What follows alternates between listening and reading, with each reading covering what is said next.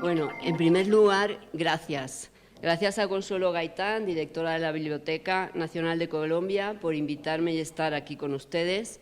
Obviamente a María Carolina Ortiz, María Alejandra Pautasi, gracias Dani por cuidarme, por guiarme en todo este trayecto desde que me propusisteis este tema hasta que hemos ido construyendo lo que es la charla de hoy. Así que gracias por darme la oportunidad de estar de nuevo en Colombia, en Bogotá, que como siempre digo es mi segunda ciudad de origen.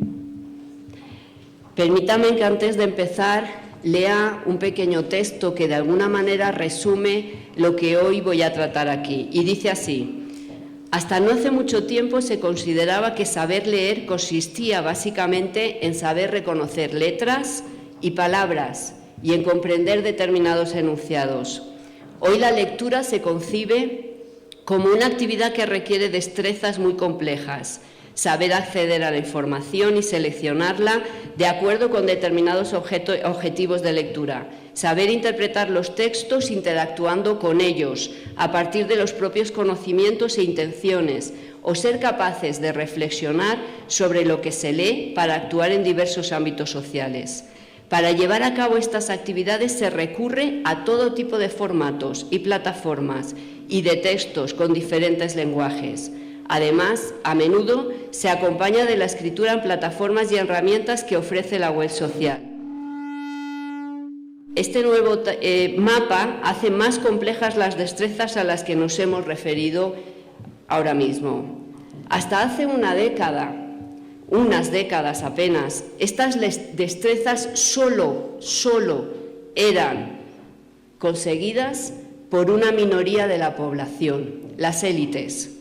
En cambio, en el mundo actual, constituyen un objetivo básico en todas las áreas responsables de la educación, ya que son imprescindibles para satisfacer necesidades personales, para actuar como ciudadanos responsables, para alcanzar los objetivos académicos, lograr una cualificación profesional que la sociedad actual exige y para seguir aprendiendo a lo largo de la vida. Este es el objetivo, la magnitud de un objetivo que nos hemos planteado como sociedad: lograr ciudadanos digitales, y para eso es necesario mucho más que comprender una serie de textos. Necesitamos tener una competencia digital, y una competencia digital que queremos hacer llegar a todo el mundo.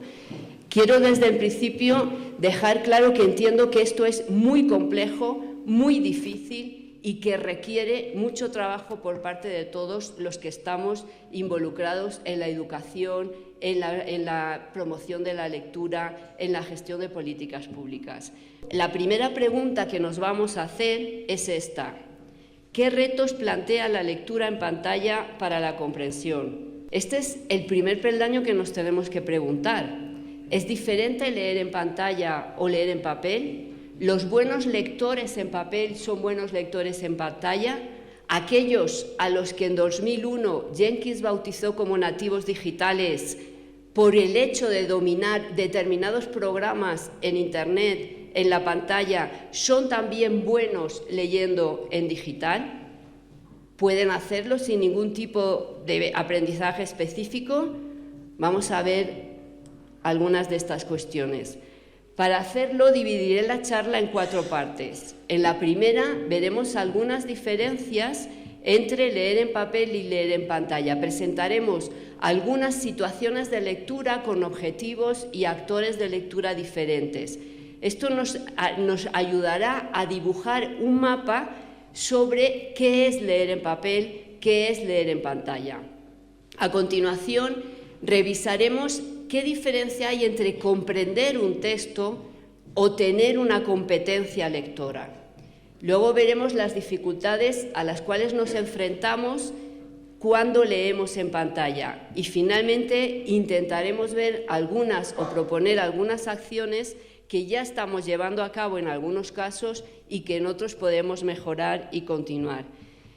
Estos ejemplos, con lecturas con finalidades diferentes, con actores diferentes, nos pueden ayudar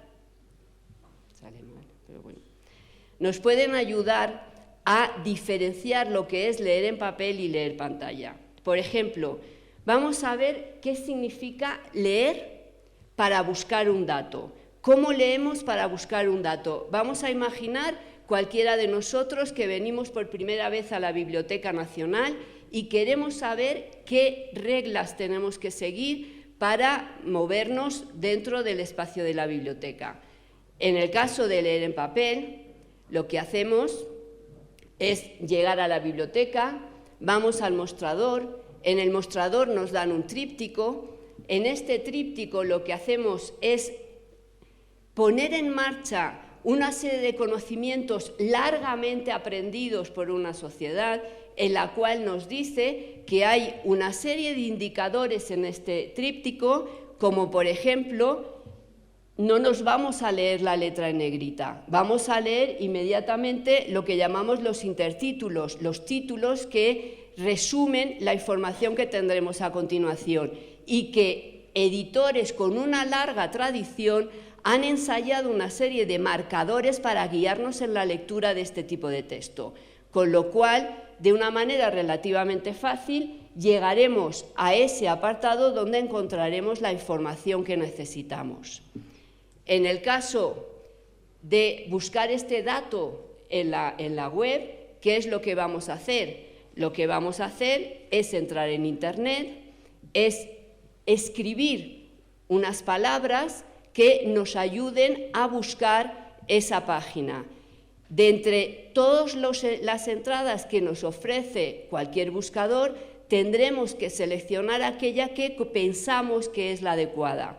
Una vez estamos dentro, tenemos la primera pantalla de la biblioteca, vemos que ahí, después de hacer una ojeada, no hay esa información, tendremos que bajar en la pantalla hasta encontrar dónde está esta información y al final, entrando y saliendo, posiblemente la encontramos.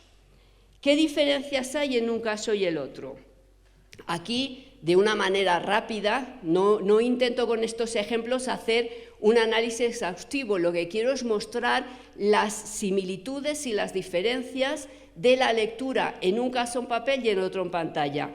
En el díptico en papel lo que hacemos es llegar, ya tenemos toda una búsqueda previa porque hay una persona que nos indica y nos orienta hacia el tipo, hacia el documento donde aparece esta información.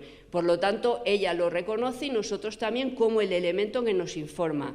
En el caso de la página web no hay nadie que nos esté indicando o nos esté orientando por la web para llegar hasta ahí. Por lo tanto, tenemos que buscar, tenemos que utilizar criterios para reconocer que esa es la página a la que queremos llegar. Para reconocerlo tenemos que evaluar que las otras entradas no son la que buscamos y luego hay otro apartado que es integrar e interpretar. En el caso del díptico en papel, leemos los títulos que aparecen porque llevamos años en la escuela que nos han dicho que para buscar esa información hay que hacerlo de esta manera. Y además la mayoría de los dípticos de todos los sitios y de todas las bibliotecas son similares, lo que hace que nuestros aprendizajes en la biblioteca de nuestro barrio nos sirven para leer el díptico de la Biblioteca Nacional exactamente igual. Y luego localizamos la información. En el caso de la página web, tenemos que buscar otros indicadores, movernos por esa página web, que no siempre es igual en todos los sitios, por lo tanto, esos indicadores los tenemos que reconocer, localizar, buscar la información y además otra cuestión que veremos todo el rato es la lectura que hacemos en pantalla en horizontal pero luego en profundidad, porque hay unos hipervínculos a los que tenemos que entrar y ver si son adecuados o no lo son. Vamos ahora a ver otro ejemplo, la lectura de un cuento. Mi hermano es muy inteligente. A él le gusta leer, a mí también. A mí también. A él le gusta construir cosas. A mí también. Esta es una situación de lectura de un cuento con libro en papel y vamos a ver otra situación de lectura con un cuento en una aplicación, que es un cuento. Y ahora las comentaremos. A él le gusta correr. A mí también.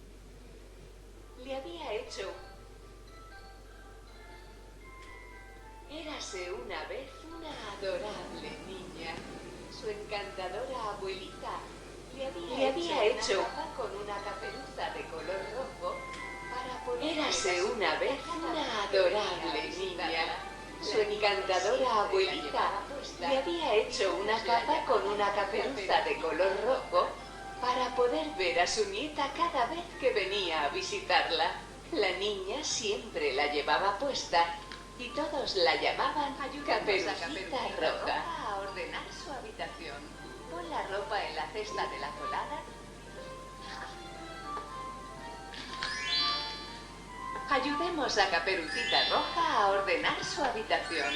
Pon la ropa en la cesta de la colada.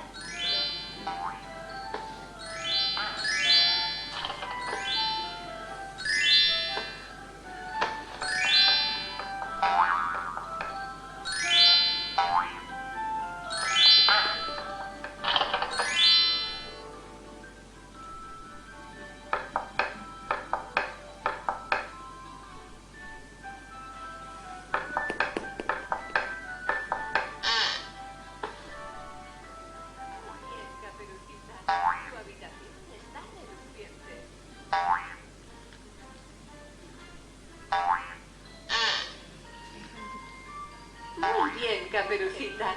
Tu habitación está reluciente.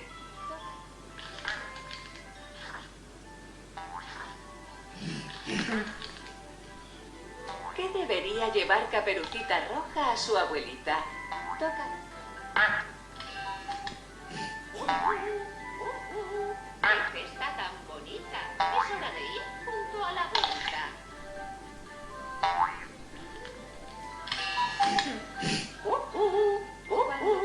¡Qué cesta tan bonita! Es hora de ir ¿Han visto lo que junto a la hace, no? abuelita. Bueno, si me dicen que el ejemplo es tramposo, les digo que sí, el ejemplo es muy tramposo que les he puesto, porque podría haber elegido apps más literarias, apps donde el juego está integrado en el texto, etc. Esta app la analizamos con Janet Chaparro en los comités de valoración de libros que estamos con Libro Digital, y nos llamó la atención justamente a aplicar los criterios de valoración, como el app no funcionaba como lectura justamente por lo que hemos visto que ha hecho la niña, porque no le interesa la lectura, lo que le interesa es el juego, y además no le deja. En el caso del libro, los niños deciden en el papel el ritmo que quieren llegar, y ahí el ritmo es ese juego que establecen entre ellos dos. El libro, yo les aconsejo, son dos libros preciosos que se llama Yo también y yo tampoco, de editorial Ecaré, en el que hay un juego entre el hermano mayor y la hermana pequeña, y cómo uno es capaz de hacer cosas y el otro también, y son libros que les encantan en este sentido, y ahí establecen un juego entre los dos, que los dos deciden el ritmo de lectura. En la app la niña no decide, en esta app, hay otras que no son así. En esta app, en esta aplicación, la niña no decide el ritmo de lectura. Si habrán observado, en la primera parte del cuento va a la puerta a tocar porque quiere continuar, pero le falta completar una parte del juego, que es la capucha, y hasta que la capucha no la pone en su lugar, la aplicación no adelanta. Pero bueno, hay otras aplicaciones donde eso no ocurre, y hay que trabajar sobre este tipo de aplicación para hacerlas más ligadas a las necesidades del niño. No es esta la cuestión que queríamos hablar, sino la diferencia que podemos encontrar sabiendo de partida que cuando hablamos de libro digital para niños de cuento, nos encontramos desde un PDF puro y duro, un PDF, hasta aplicaciones como en forma de juego, como la que ha salido recientemente del viaje alrededor del mundo de Julie Verne, donde hay juegos, donde hay juego de rol, etcétera. Y hay una gran cantidad de propuestas lectoras, pero de una manera general, lo que sí que vemos que nos interesa en este foro es lo que aparece en el cuadro. Cuando hablamos de leer un cuento, también en papel hablamos de juego, de lenguajes diferentes, porque sobre todo en el caso de los niños hablamos de imagen y hablamos de texto, porque la imagen siempre o mayoritariamente acompaña los libros para niños desde muy pequeños. Y también en la app hablamos de imagen y texto, pero aquí hay otras cosas, hay audiovisual, también hay juegos como los que hemos visto en este momento, etcétera. Hay hay una mayor complejidad en la propuesta narrativa que se plantea.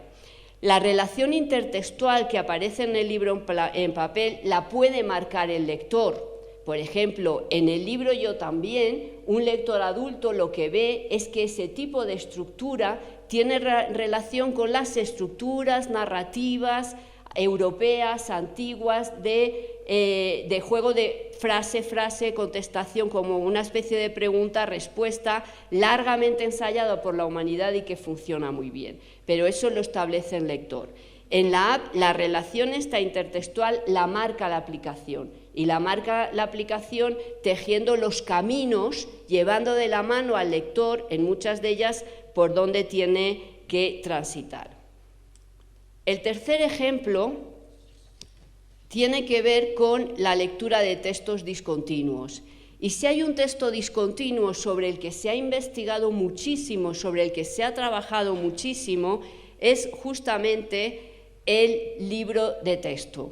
El libro de texto que tenemos en la escuela, largamente utilizado, por algunos sectores muy criticado, pero ahora mismo no hay otros materiales que puedan llenar ese espacio que ocupa el libro de texto.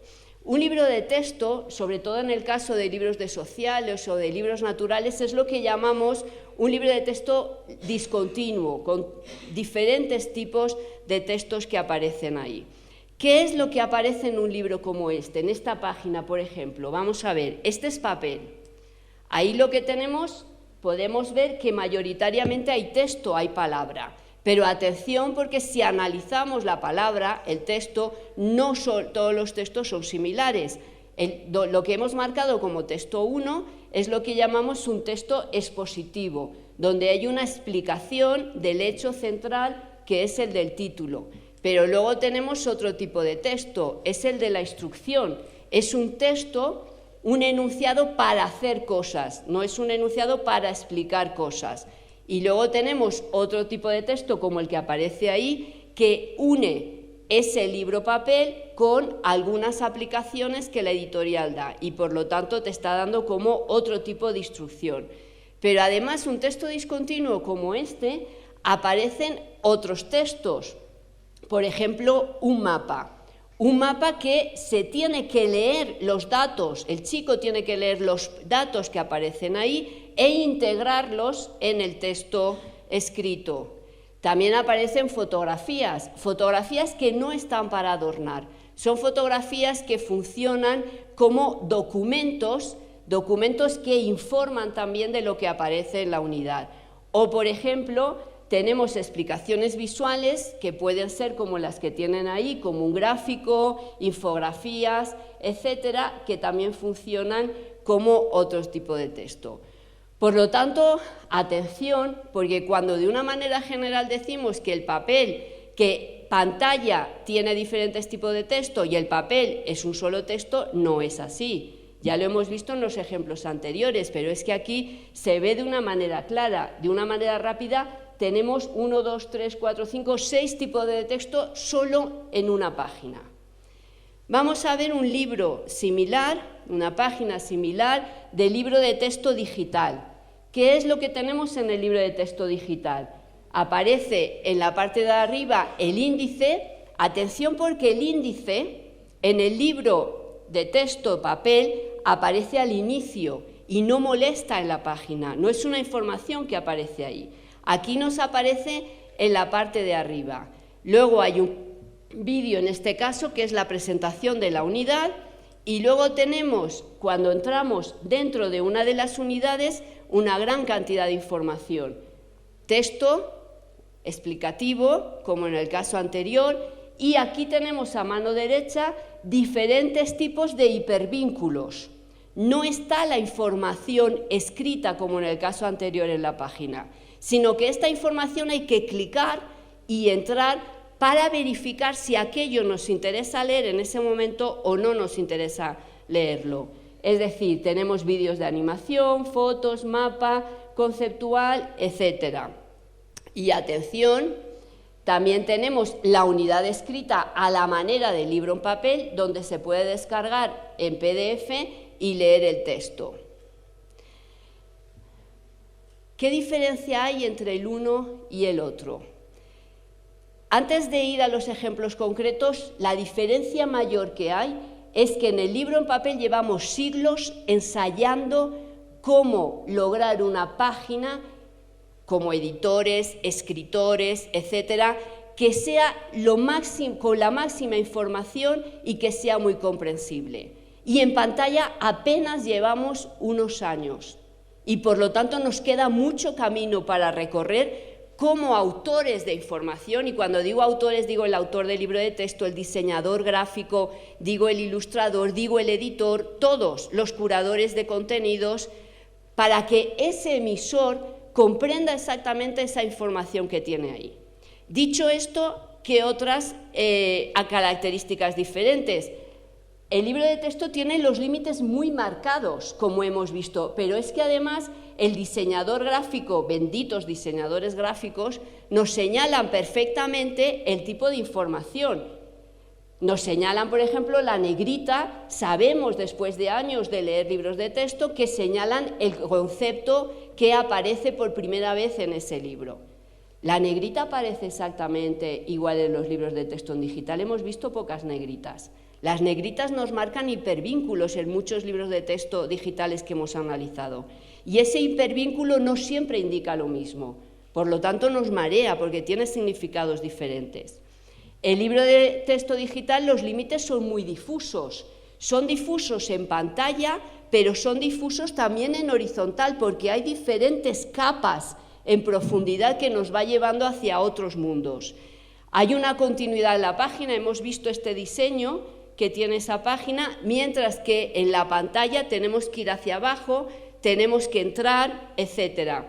La información, toda la información está integrada, la información que se necesita para ese concepto, que es el que aparece en el título de la unidad, está integrada en la página, y aquí no, aquí está integrada en la página, pero en diferentes niveles.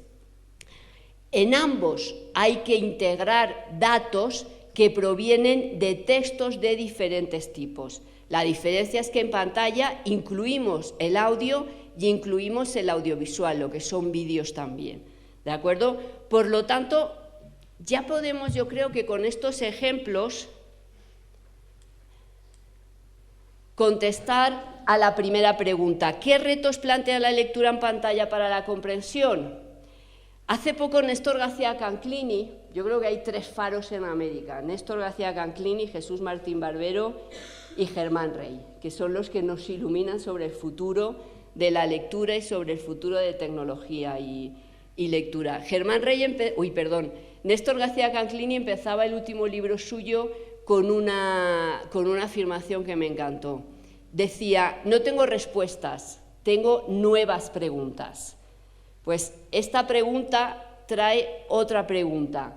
¿Qué diferencias hay cuando entre la lectura en un formato, la he reconstruido en el avión, no es esta, ahí puse qué diferencias hay cuando leemos en pantallas, la reconstruí, qué diferencias hay entre la lectura en un formato y otro.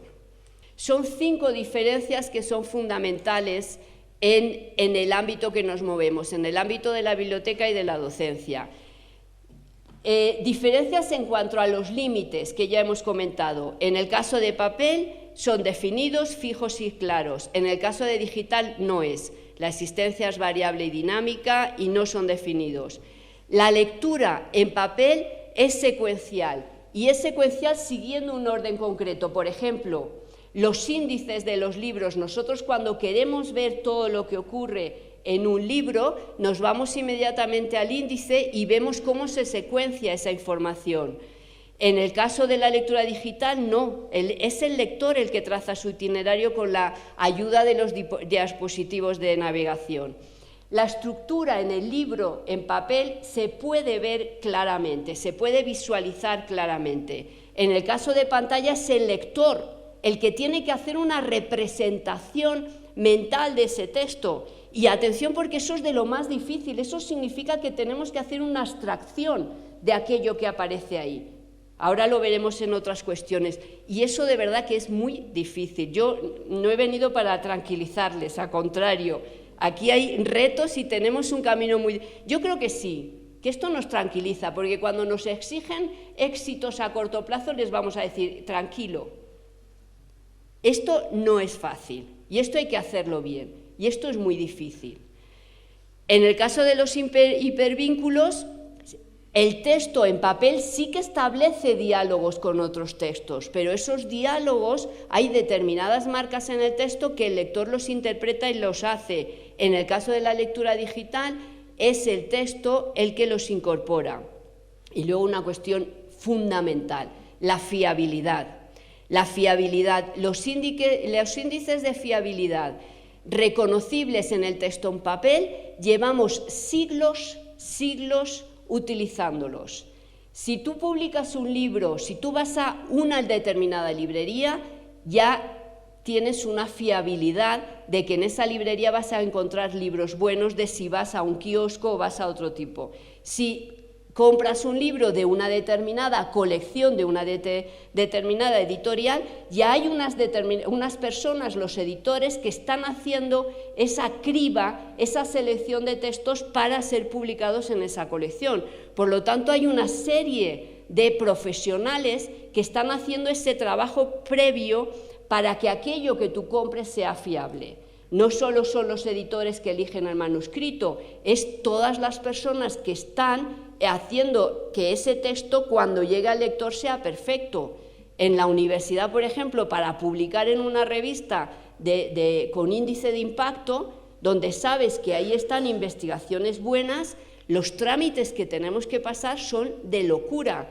Tú tienes que presentar tu texto, que tiene que tener unas características que si te pasas 8 palabras, se lo juro, 8 palabras te tiran el artículo y no puedes publicar. Luego ese texto lo leen personas, lo que llamamos una lectura ciega por pares, donde dicen si ese texto se puede publicar o no. Una vez ha pasado ese filtro y te han dicho que puedes publicar, hay un editor. Y ese editor se mira tu texto 10 veces, se lo revisa 1000 veces hasta que todo está perfecto y luego se publica.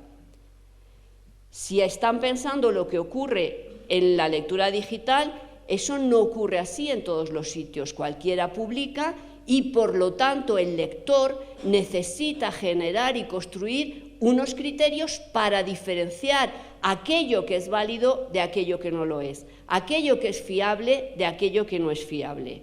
Por tanto, son todas estas cuestiones las que tenemos que ir contestando. Contestar a estas preguntas, generar un conocimiento para contestar estas preguntas, es lo que llamamos construir una competencia lectora. Recuerden que hemos empezado al principio entre diferenciar comprender de competencia lectora. ¿Qué es la competencia lectora? Obviamente, para representarla nada mejor que el modelo teórico de PISA, que como saben lleva años dando dolores de cabeza a los gobiernos, pero que para los investigadores es un instrumento perfecto, el modelo teórico. Otra cosa es cómo se utilicen los resultados, no vamos a hablar de eso. En el modelo teórico de PISA se entiende que competencia lectora es lo que tienen ahí, es saber emplear el contenido del texto, es decir, saber acceder y obtener información, saber desarrollar una comprensión global del texto integrando e interpretando, saber elaborar una interpretación de ese texto, pero también emplear conocimientos externos que tenemos de ese texto para reflexionar y valorar. Reflexionar y valorar sobre el contenido de un texto, pero también sobre la forma de un texto. Si somos capaces de hacer todo lo que hay ahí abajo, tanto en papel como en digital, tenemos lo que llamamos una competencia lectora. Podemos ser ciudadanos digitales.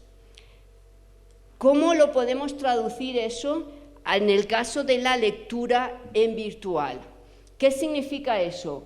Significa que en el primer acceder y seleccionar información virtual tenemos que saber utilizar buscadores.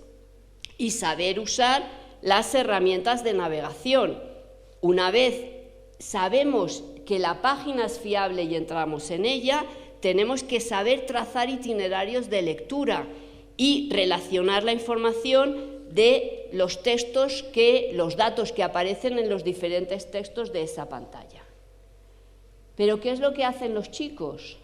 ¿Qué dificultades son las que tienen cuando se enfrentan a todo eso? Muchas más, pero básicamente las que tienen ahí.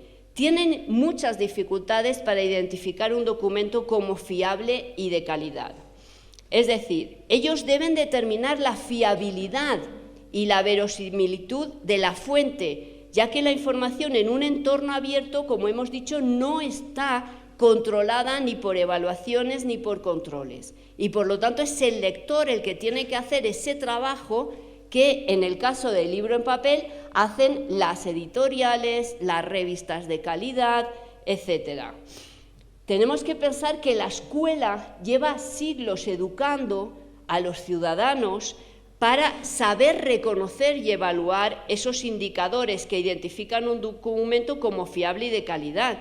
Pero en digital, primero, estos indicadores no se han desarrollado suficientemente. Por lo tanto, es difícil que si el emisor de esa página web no ha desarrollado, no nos hemos puesto de acuerdo para tener como unos controles de calidad por los cuales cualquier persona cuando entra a una página que es fiable, que está unida a un ministerio, que está unida a una biblioteca nacional y que sabemos que esa información de ahí es la adecuada y no la de Pepito de los Palotes. Entonces, como emisores tenemos esa responsabilidad y como receptores saber identificar ese tipo de marcas. Por lo tanto, es importante recordar que los lectores de texto en soporte electrónico tienen que ser mucho más activos que los lectores de texto en papel para valorar y para razonar sobre esas fuentes que utilizan. Por lo tanto, la lectura en la red tiene que ser especialmente crítica y se tiene que enseñar este aspecto de la competencia lectora, ya que se trata, según diferentes experimentos que se han venido realizando, incluso PISA también lo destaca, que los adolescentes, no hablamos de los adultos, siempre hablamos de los adolescentes, tienen muchas dificultades y se les engaña fácilmente mediante información falsa que aparece en la red. El segundo aspecto, reconocer los géneros. Tienen muchas dificultades para reconocer los géneros, por ejemplo, para diferenciar entre lo que es información y opinión.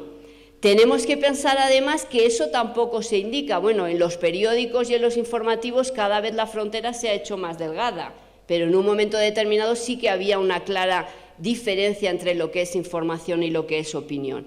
Pero, por ejemplo, en papel sí que encontramos diferentes publicaciones que nos dicen lo que es información y lo que es opinión. Pero es que además en la red los géneros cambian continuamente. La velocidad de la red es tal que lo que hoy aprendemos y tenemos situado un género textual, de aquí a un año es otro tipo de género y por lo tanto no tenemos la capacidad de reconocer cómo leer y de qué manera leer ese tipo de documento.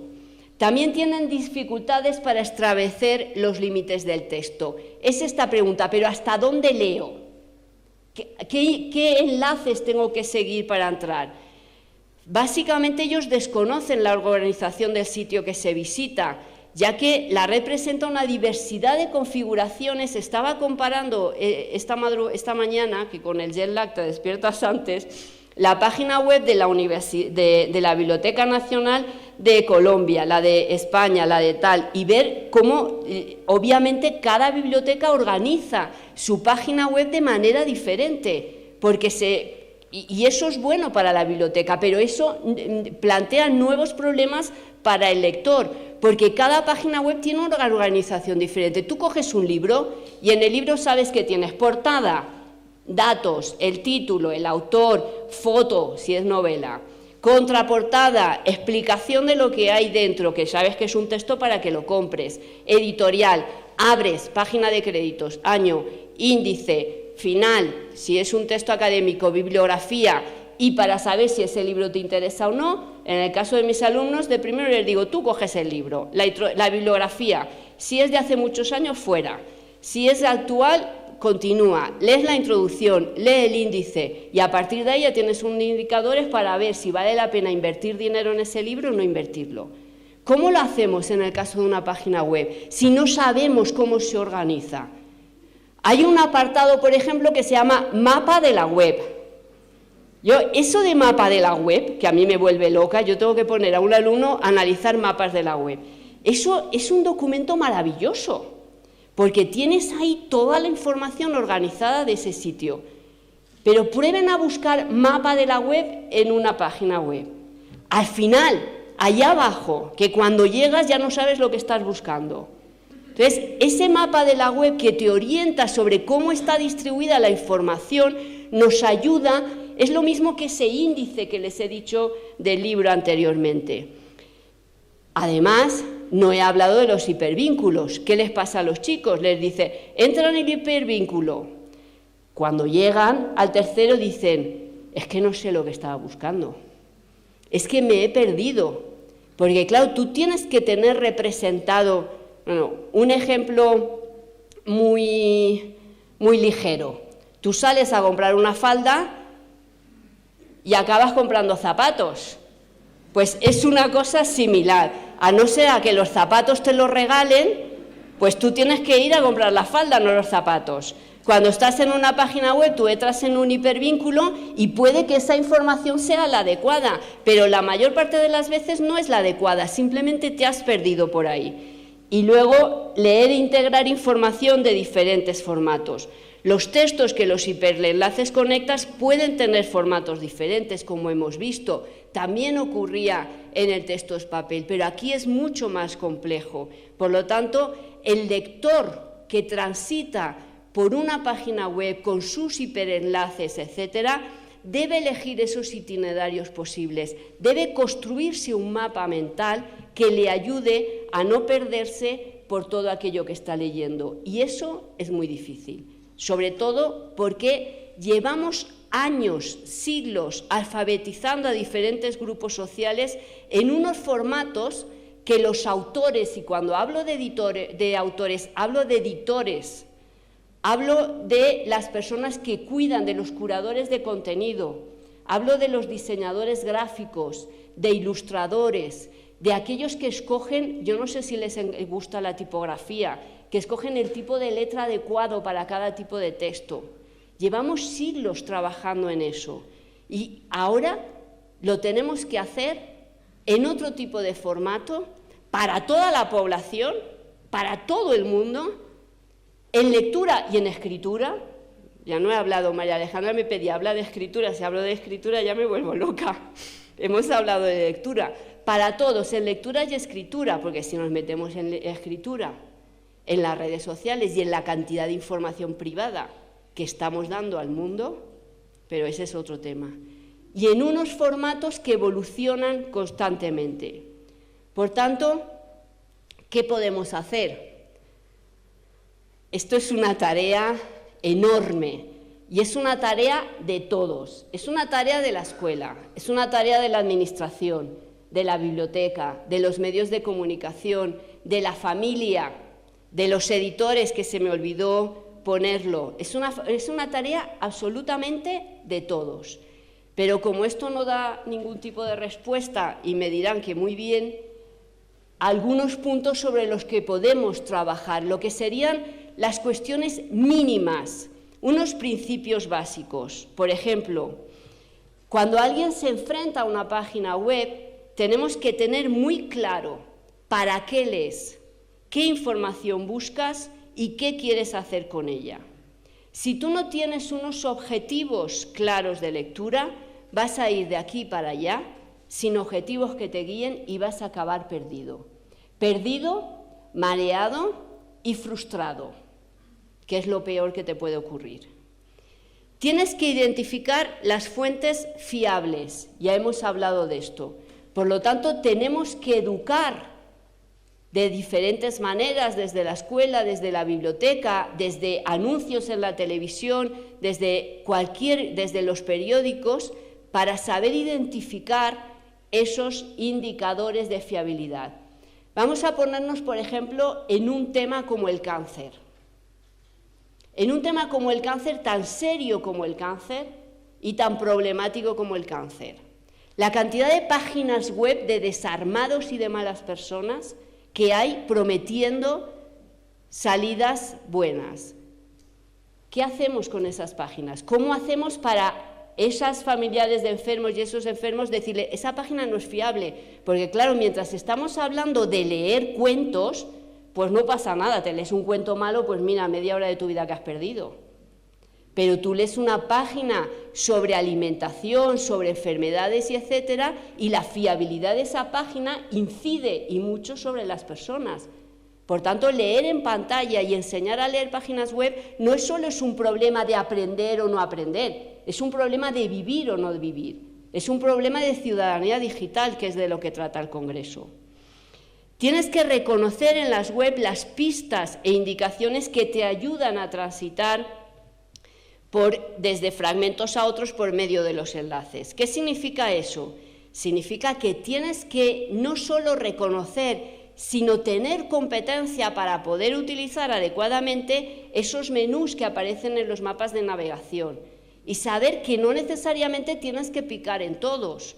En algunos tendrás que entrar y en otros no. Y si entras, a lo mejor es bueno volver inmediatamente a la página principal para no perderte. Saber y conocer el mapa de los contenidos que muchas webs incorporan, los iconos que indican los contenidos y los tipos de contenido, las acciones que podemos realizar, esos buscadores internos que aparecen en esa web y que nos va a ayudar para enlazar unos contenidos con otros, etcétera. ¿Cómo lo hacemos todo esto? Hicimos una investigación para CERLAL dirigida por Jesús Martín Barbero. Pueden entrar en la página web de CERLAL, que se llama La lectura y la escritura en la sociedad del conocimiento. Estuvimos 4 años trabajando en esa investigación y lo que hicimos fue, después de hacer un mapeo por diferentes países con prácticas de lectura en diferentes contextos, muchas de ellas en lectura en pantalla, elegimos 9 de estas prácticas y las estuvimos acompañando durante un año. Los resultados de esa investigación se publicaron en un informe que, como digo, pueden encontrar en la página web de CERLAL, en la parte de arriba, estudios, y en estudios en búsqueda ponen el título Jesús Martín Barbero y les saldrá. Y hay un capítulo dedicado expresamente a los mediadores. Ese capítulo sobre cómo puede ser un mediador, qué tipo de información necesita, qué tipo de capacidades necesita, no fue pensar y ya está, sino lo que hicimos es, a partir de esas prácticas que eran modelos de buenas prácticas y a partir de esos mediadores que eran modelos de buenos mediadores, sacamos cómo eran, como una fotografía de aquellos mediadores, y a partir de todos los mediadores sacamos cómo podía ser o cómo la investigación nos había dicho que los mediadores debían ser. Obviamente es muy complejo todo esto. El otro día hablábamos de cómo ya no podemos trabajar una persona sola, sino tenemos que trabajar en equipos en los que cada uno de ellos aporta una sabiduría, una habilidad, etcétera. En el caso de los mediadores, además de saber sobre cómo gestionar equipos, tener capacidad de líder, etcétera, etcétera, tiene que saber de todo esto, y si no él, las diferentes partes, y tiene que entender la lectura de otra manera. Jesús Martín Barbero repite una frase que a mí me encanta: leer se conjuga en plural. Y en ese plural, además de diferentes tipos de lectura, también entra la escritura. Por lo tanto, es concebir la lectura desde este punto de vista y plantear prácticas de lectura de una manera muy plural, como hemos visto, como vimos ayer Camilo, el club de lectura vuestro, como vimos ayer en el taller de Transmedia y como estamos viendo en las diferentes prácticas que se están presentando en este congreso. Si pudiéramos un poco decir, bueno, vamos a trazarnos como unos primeros objetivos sobre cómo tenemos que pensar la lectura o cómo la estamos ya pensando. Hablamos de leer para compartir o leer y compartir. Y compartimos a través de blogs, a partir de foros de lectura, a partir de twitters, a partir de booktubers. Ayer vimos experiencias fantásticas. En España, por ejemplo, tenemos 2 foros. El foro de Laura Gallego lo estuvimos analizando durante un año y había chicos de 10 años, de 11 años, de 12 años, que hablaban con Laura Gallego y le decían cantidad de cosas y donde la lectura, como explicaron ayer los chicos con los que estuvimos en el foro, se transformaba en una manera de ser ciudadanos, de transformarse en ciudadanos también. Ayer lo vieron cómo trabajar la lectura para compartir les ayuda a adquirir todas estas competencias digitales que hemos estado hablando aquí. Pero también leer para conversar, para valorar o para seleccionar, el club de lectura o los comités de valoración de lectura, presenciales o virtuales, y yo creo que como colombianos se tienen que sentir muy orgullosos que la experiencia que lleva años realizando Fundalectura de los comités de valoración de libros, esa misma experiencia se ha llevado a la Biblioteca de Santiago de Chile y están trabajando de manera similar para seleccionar los fondos para su biblioteca, se llevó al plan de lectura de Argentina, se está trabajando en la Universidad de Castilla-La Mancha y nosotros lo estamos proponiendo en diferentes bibliotecas de crear unos comités de personas más especializadas en esas lecturas, los usuarios que tenemos, y que luego pueden colgar esas lecturas, esas valoraciones y apreciaciones en la página web. Leer para buscar información, por ejemplo, lo que llamamos una caza del tesoro. Les recomiendo entrar, por ejemplo, en la página web del Ministerio Español, leer.es, donde encontrarán diferentes cazas del tesoro. El ejemplo que yo he puesto al principio, de buscar en la página web de la Biblioteca Nacional qué normas hay que seguir para entrar en la biblioteca, puede ser una caza del tesoro. Ya hacemos muchas veces cuando con los chicos más pequeños les enseñamos la biblioteca, cómo se tienen que comportar, aquí tienes tal, aquí tienes tal. Eso se puede hacer exactamente igual en una página web. Es la caza del tesoro, el tesoro es la información, el dato. Y hacemos todo un recorrido para conseguir llegar a ese dato. Y en ese recorrido donde leen, donde escriben y donde buscan, también trabajamos la competencia digital. Leer para crear y compartir, ya lo hacen ustedes, relatos digitales, tráileres de libros, que nos ayudan también a mezclar los diferentes lenguajes, a leer y no hacer el típico resumen. Ayer decían, y yo leía y tenía que hacer un resumen. Pues en muchos colegios y bibliotecas, en vez de un resumen, se está haciendo un tráiler de libro, y les encanta, y la evaluación es un tráiler de libro, y se lo pasan bien. Una reseña crítica, leer y territorio, García Márquez y Colombia, buscar aquellas sendas por las que transitó los libros, esos territorios de García Márquez. Yo siempre recuerdo que cuando fui a la zona cafetera entendí de otra manera a García Márquez y lo leí de otra manera, y cuando fuimos por Cartagena y aquella parte volví a leer a García Márquez, si lo entiendes. Es hacer esos Google Maps donde vemos donde vivió García Márquez, etcétera, y que se incorporan a la página web de una biblioteca o de un centro. Son muchas prácticas que podemos compartir entre todos y que ya tenemos en la red y que son modelos de buenas prácticas, y que de alguna manera lo bueno de todo esto es que compartimos lo que hacemos y entre todos vamos construyendo conocimiento. Porque no es diferente lo que buscamos cuando queremos leer en papel o leemos en pantalla. Básicamente está resumido en lo que tienen ahí. El lector competente sabe adecuar su comportamiento a los objetivos que persigue y no olvida que leer implica autodirección y autocontrol. Esto es fundamental. Y esfuerzo. No voy a entrar con la historia esta de leer por placer. Leer es trabajo, leer es autocontrol, leer es sacrificio en algunas cuestiones y leer es disciplina. El lector autónomo es capaz de llevar a cabo satisfactoriamente el proceso de lectura sin ayudas. Ahí tenemos que llegar, porque muchos de nosotros somos capaces de leer y buscar lo que queremos sin ayudas. Y ese es ser un ciudadano digital, poder ser capaz de llegar hasta donde queremos llegar sin ayudas. ¿Por qué? Porque hemos adquirido las estrategias de procesamiento de texto y las aplicamos sin mucho esfuerzo. Como ven, lo que he dicho al principio, esta tarea tiene una magnitud enorme, pero nos hemos comprometido todos para hacerla y aquí estamos. Muchas gracias.